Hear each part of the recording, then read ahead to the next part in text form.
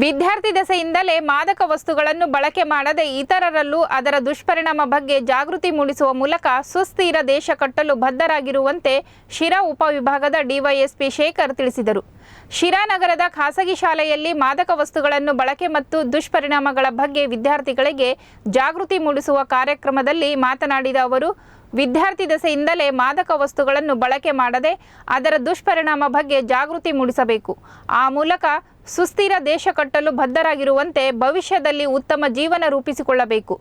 ಇನ್ನು ಈ ವೇಳೆ ಮಾತನಾಡಿದ ನಗರ ಸಿಪಿಐ ಮಂಜುನಾಥ್ ಗೌಡ, ಇಂದು ಮಾದಕ ವಸ್ತುಗಳಿಗೆ ದಾಸರಾಗಿ ಸಂಸಾರಗಳನ್ನು ಹಾಳು ಮಾಡಿಕೊಂಡು ಬೀದಿ ಪಾಲಾಗಿರುವವರ ಸಂಖ್ಯೆ ಹೆಚ್ಚಾಗಿದೆ.